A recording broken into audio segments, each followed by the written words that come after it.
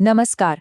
दुनिया का सबसे बड़ा लोकतंत्र भारत जब वोट करता है तो इसे एक महापर्व कहा जाता है। पर हर पर्व के पीछे कुछ नियम, कुछ बुनियाद होती है। तो आज हम बात करेंगे उसी कानूनी बुनियाद की, उसी किताब की जो इस पूरे चुनावी ढांचे को खड़ा करती है, और वो है भारत का संविधान। असल सवाल तो ये है कि आखिर वो कौन सी संवैधानिक चट्टान है, वो कौन सी नींव है जिस पर दुनिया का सबसे बड़ा इलेक्शन टिका हुआ है। चलिए आज इसी सवाल का जवाब ढूंढते हैं और संविधान की इस चुनावी रूपरेखा को परत दर परत समझते हैं। तो इसे समझने के लिए हम इसे कुछ पिलर्स या कह लें कि स्तंभों में बांटकर देखेंगे।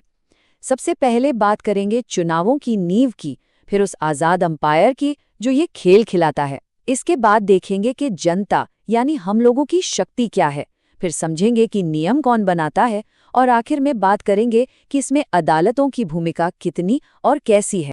तो चलिए शुरू करते हैं पहले और सबसे जरूरी पिलर से। देखिए, कोई भी खेल फेयर हो, इसके लिए एक इंडिपेंडेंट अंपायर का होना बहुत जरूरी है ना? तो भारतीय चुनावों में ये अंपायर कौन है? ये जिम्मेदारी है भारत के चुनाव आयोग यानी इलेक्शन कमीशन ऑफ इंडिया की। संविधान का आर्टिकल 324 साफ साफ कहता है कि देश के सारे चुनाव, चाहे वो संसद के हों, विधानसभाओं के हों या राष्ट्रपति और उपराष्ट्रपति के, उनका अधीक्षण, निर्देशन और नियंत्रण सब कुछ चुनाव आयोग के हाथ में होगा। ये तीन शब्द मतलब सुपरिंटेंडेंस, डायरेक्शन और कंट्रोल आयोग को जबरदस्त ताकत देते हैं। अब देखिए, इसका स्ट्रक्चर भी काफ़ी इंटरेस्टिंग है। एक होते हैं चीफ इलेक्शन कमिश्नर जो चेयरमैन की तरह काम करते हैं, और उनकी मदद के लिए दूसरे इलेक्शन कमिश्नर भी हो सकते हैं जिनकी संख्या राष्ट्रपति तय करते हैं। ये इसलिए किया गया है ताकि किसी एक व्यक्ति के हाथ में सारी पावर ना रहे और एक बैलेंस बना रहे। और ये वो लाइन है जो चुनाव आयोग की आज़ादी की सबसे बड़ी गारंटी है। आर्टिकल 324(5) कहता है कि चीफ इलेक्शन कमिश्नर को हटाना उतना ही मुश्किल है जितना सुप्रीम कोर्ट के किसी जज को हटाना। मतलब सिर्फ संसद में महाभियोग के जरिए ही उन्हें हटाया जा सकता है। ये असाधारण सुरक्षा उन्हें किसी भी सरकार या राजनीतिक दबाव से आज़ाद रखती है ताकि वो बिना किसी डर के निष्पक्ष होकर अपना काम कर सकें। ठीक है, तो अंपायर तो हो गया एकदम इंडिपेंडेंट। अब आते हैं खेल के सबसे जरूरी हिस्से पर, यानी जनता पर। तो इस पूरे फ्रेमवर्क में वोटर को यानी आम नागरिक को क्या शक्ति दी गई है? चलिए देखते हैं हमारा दूसरा पिलर। यहाँ पर संविधान दो बहुत ही कमाल की और सीधी बातें कहता है।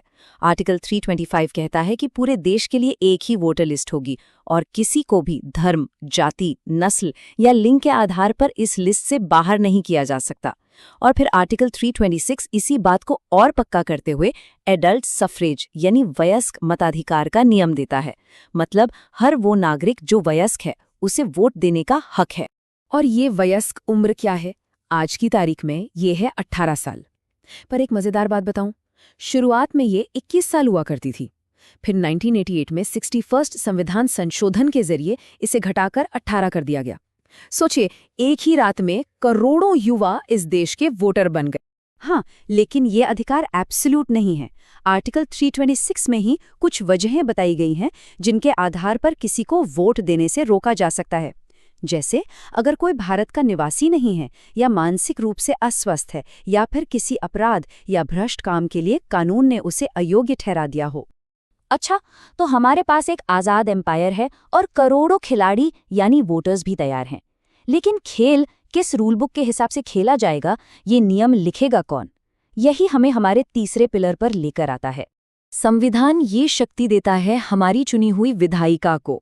आर्टिकल 327 हमारी संसद को ये पावर देता है कि वो देश भर में होने वाले चुनावों से जुड़े किसी भी मामले पर कानून बना सकती है। और वहीं आर्टिकल 328 राज्यों की विधानसभाओं को भी अपने राज्य के चुनावों के लिए कानून बनाने की शक्ति देता है, लेकिन एक शर्त पर कि उस विषय पर संसद ने पहले से कोई कानून न बनाया हो। मतलब फाइनल अधिकार संसद के पास ही रहता है। और अब हम आते हैं अपने आखिरी और शायद सबसे अनोखे पिलर पर। ये पिलर चुनाव की प्रक्रिया में अदालतों की भूमिका तय करता है। और जैसा कि हम देखेंगे, ये भूमिका जानबूझकर काफी सीमित रखी गई है। आर्टिकल 329 बहुत ही साफ शब्दों में एक लक्ष्मण रेखा खींचता है। वो कहता है कि एक बार इलेक्शन प्रोसेस शुरू हो गया तो फिर अदालतें उसमें दखल नहीं देंगी। अब ऐसा क्यों? सोचिए, अगर हर छोटी बड़ी बात पर चुनाव के बीच में ही लोग कोर्ट जाने लगे तो क्या होगा? चुनाव कभी वक्त पर खत्म ही नहीं हो पाएगा। इसी चीज को रोकने के लिए ये नियम बनाया गया है। ये सुनकर तुरंत मन में एक सवाल आता है, तो क्या इसका मतलब ये है कि एक बार नतीजे आ गए तो बस बात खत्म? अगर किसी को लगता है कि चुनाव में कोई गड़बड़ी या धांधली हुई है, तो क्या उसके पास कोई कानूनी रास्ता नहीं है? नहीं नहीं, ऐसा बिल्कुल नहीं है। रास्ता है, लेकिन वो एक बहुत ही खास रास्ता है। संविधान खुद कहता है कि चुनाव को चुनौती दी जा सकती है, लेकिन सिर्फ और सिर्फ इलेक्शन पिटिशन यानी चुनाव याचिका के जरिए। ये एक स्पेशल केस होता है जो चुनाव खत्म होने के बाद सीधा हाई कोर्ट में फाइल किया जाता है।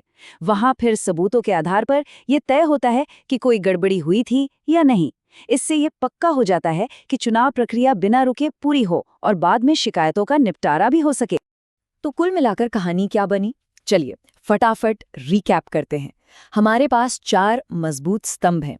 पहला, एक आजाद चुनाव आयोग जो पूरे खेल को निष्पक्ष तरीके से कराता है। दूसरा, एक ताकतवर मतदाता जिसे बिना किसी भेदभाव के वोट देने का हक है। तीसरा, एक साफ सुथरी रूल बुक जिसे हमारी संसद और विधानसभाएं बनाती हैं। और चौथा, एक तय कानूनी सीमा जो अदालतों को चुनाव के बीच में दखल देने से रोकती है, पर बाद में न्याय का रास्ता भी खुला रखती है।